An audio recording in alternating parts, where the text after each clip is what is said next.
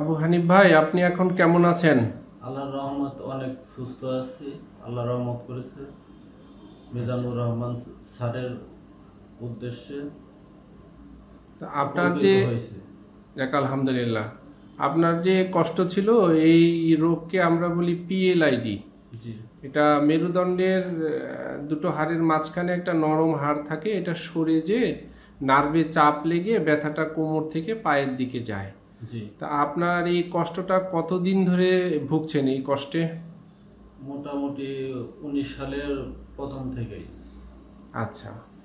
তো আপনার যখন একেবারে সর্বোচ্চ ব্যথা বাড়লো, আমাদের কাছে যখন আসলেন, তখন কেমন ছিলেন একটু বলেন তো?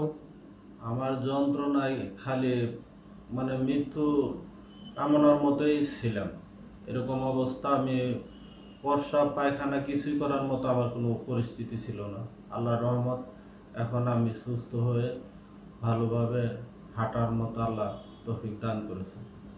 তো আপনি যে এই কষ্টে অনেক দিন ধরে ভুগলেন, তো আপনার কোনো ডাক্তার কি আপনাকে বলছিল যে আপনার ঔষধের পাশাপাশি আপনার ফিজিওথেরাপি নিতে হবে? জি না, আগে বলে নাই। আমি রাজশাহী মেডিকেলে যখন গেলাম, তখনও সুব্রত দাস পরামারকে দেখাইলাম, তিনিও বলতে পারে নাই। তখন সহকারী একজন বলল যে আপনাদের এখানে যদি কোথাও ভালো মানের ফিজিওথেরাপি থাকে তাহলে আপনার নাটোরে চলে যান, যায় ওখানে দেন। পরে আমার ছেলে এসে এখানে শুনতে পায় মিজানুর রহমান স্যারের কাছে, আমাকে ভর্তি করলো। আল্লাহর রহমত আমি এখন সুস্থ।